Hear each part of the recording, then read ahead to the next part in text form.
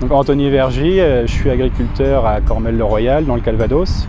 J'ai suivi une formation à Tourville-sur-Ponton-de-Mer pour faire mon bac CGEA et j'ai fait ensuite un BTS technologie végétale à Robillard.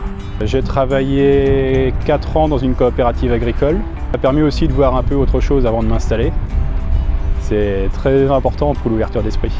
Je me suis installé au 1er octobre 2015. J'ai repris une exploitation, je ne me suis pas installé sur l'exploitation familiale. C'est une exploitation où il n'y a pas d'animaux, il n'y a que des cultures. J'ai 80 hectares à peu près. J'y fais du blé, de l'orge, du colza, du lin et du maïs. Journée en haute saison, c'est une journée où je vais démarrer vers 8 h le matin. Je vais préparer mon matériel et puis après je vais partir dans les champs travailler. Donc, si vraiment c'est une grosse période, je peux manger au sandwich dans mon tracteur et rentrer quand le champ est terminé ou continuer tard le soir. Et après en période plus creuse comme l'hiver, je peux prendre une journée ou deux dans la semaine. Je peux démarrer à 9 h si j'en ai envie, je peux arrêter à 5 h le soir si j'en ai envie. C'est l'avantage de notre métier, on a une grosse souplesse dans les horaires. Je suis administrateur à la coopérative linéaire de Cagny. Donc ça me demande un peu de temps et on va dire d'engagement. Et ça permet aussi de voir d'autres personnes, s'ouvrir aussi, être plus ouvert d'esprit.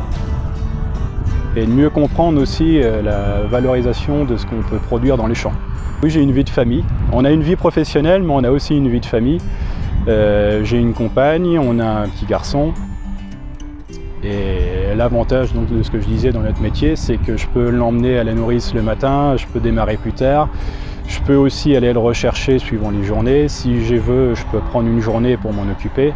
C'est le gros avantage quand même de notre métier. On a des grosses périodes de travail, mais on a aussi la chance d'avoir des journées plus souples où on peut prendre une journée dans la semaine ou deux et profiter aussi un peu de la vie de famille.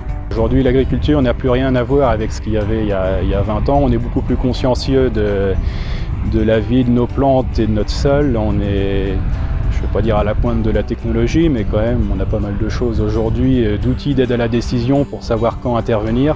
Si je peux résumer mon métier, ce serait d'être passionné, d'être rigoureux dans ce qu'on fait, de ne pas avoir peur de faire des erreurs. C'est la meilleure façon d'apprendre et c'est comme ça qu'on arrive à progresser. Un jeune qu'il faudrait s'installer, déjà il faut qu'il soit passionné, il faut avoir un bon soutien familial, il ne faut pas avoir peur d'aller voir ce qui se passe aussi autour de chez soi et c'est pas parce qu'on n'est pas du milieu agricole qu'on ne peut pas s'installer. Il y a toujours moyen de trouver des moyens financiers ou des apporteurs de capitaux. La principale barrière qu'on peut avoir, c'est celle qu'on s'impose nous-mêmes.